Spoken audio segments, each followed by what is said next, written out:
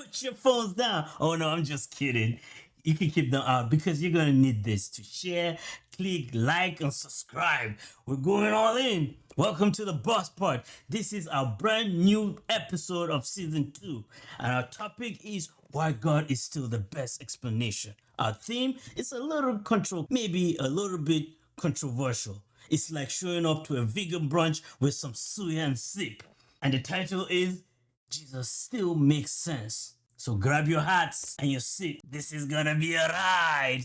I know what you might be thinking. Jesus in 2025, in an era where we have AI therapists, TikTok theologians, and a spiritual currency? Yes, exactly. What you're thinking is what we're going to do.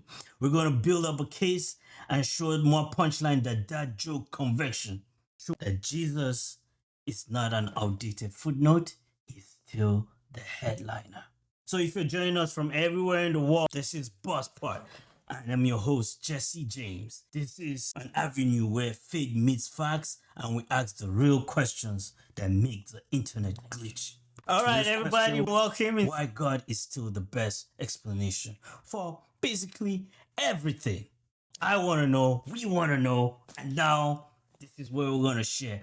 So the first thing is that we're going to look at the cosmic question.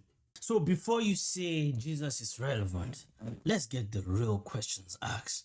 Why bother with God at all? Why bring up faith when the big question seems like it should have answers in the cloud or at least in an app with a customizable font? Maybe you've accidentally scrolled across a heated debate on faith and thought, both sides sound superstitiously like the comment section under Taylor Swift's and Boy collaboration. They're loud, emotional, and nobody's actually listening. But here is the big question, and here is how we start. We start off big. Why are we here? Because somewhere between TikTok debates and coffee fuel existential crisis, that question still haunts humanity today. Oh yes, we've built rockets to Mars, yet we can't explain why there is something rather than nothing. Why does the universe exist instead of just not? A famous atheist physicist, Lawrence Krauss, once tried to say the universe came from nothing. But when you read his book and carefully examine it closely, his nothing had quantum fields, vacuum energy, laws of physics already chilling in there. That's not nothing. That's a cosmic startup kit. And let's be very honest with ourselves. Nothing doesn't produce something. It's like when you walk into your kitchen and a cake appears with kosh and dough. Your first thought is now like, wow, look at all this flour and food just organized itself perfectly kept in your counter.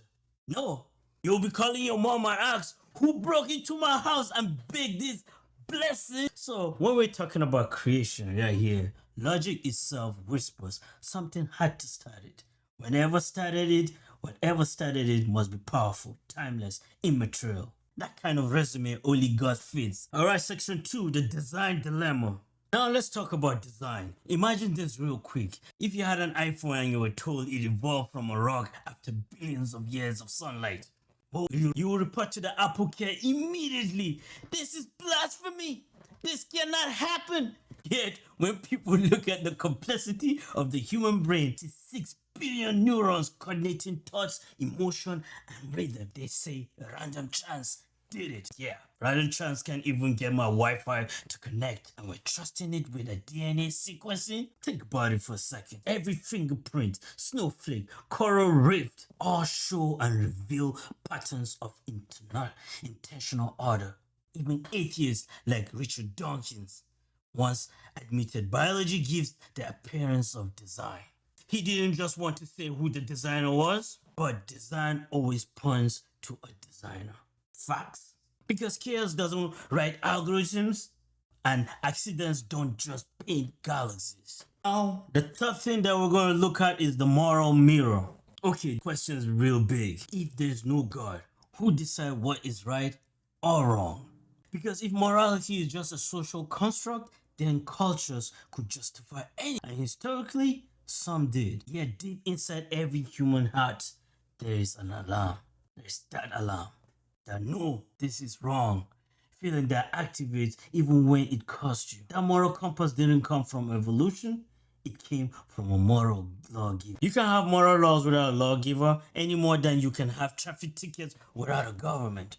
And there is where the Bible logic shines.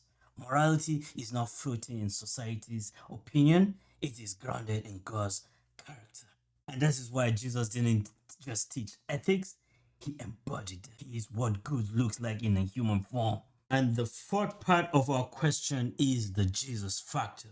Right here, we have to be very honest with ourselves when we're looking at history. Let's be very honest. Jesus is either the most compelling figure in human history or he's the biggest scam that somehow outlived every empire. Every religion wants a piece of him.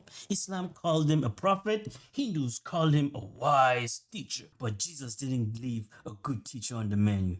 He said, before Abraham was, I am. That's not poetry, that's claiming to be God.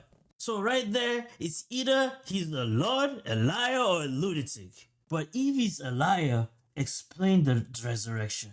If he's a lunatic, explain why his followers who saw him die suddenly went from hiding to boldly preaching.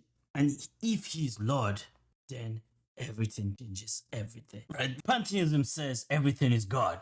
Cool. So God is your couch, your cat, your dog, that traffic jam that made you late. Nihilism says nothing has meaning, but the moment someone cuts a line or cuts you off in traffic, meaning matters again, right? But Christian worldview, it gives coherence to every human longing for love, justice, purpose, and reason. Because in Jesus, logic meets love, truth meets tenderness. He's not just a way, he's the way reality makes sense. You see, believing in God isn't closing your eyes to reason, it's opening your mind to reality. Because faith isn't the opposite of logic, it's logic fulfilled in relationship. The universe had a beginning. God explains it. Life shows design. God explains it. Morality demands grounding. God explains it. And meaning cries out for redemption. Jesus explains it. Here's the thing. He's not an outdated myth. He is the blueprint for meaning itself. So you might still ask, why does Jesus still make sense? Because truth doesn't expire. It just keeps calling your name until you finally stop scrolling and listen. Thank you for joining. Thank you for subscribing to the channel. And if this landed with you or annoyed you in the best way possible, hit subscribe, share with someone who needs a better snack than existential party. And come back next time when we ask another tough question. If God is real, why so much evil? Spoiler, free will, not bad Wi-Fi. Until then, stay curious, stay kind, and remember, logic isn't your enemy, it's another road that can lead you to Jesus.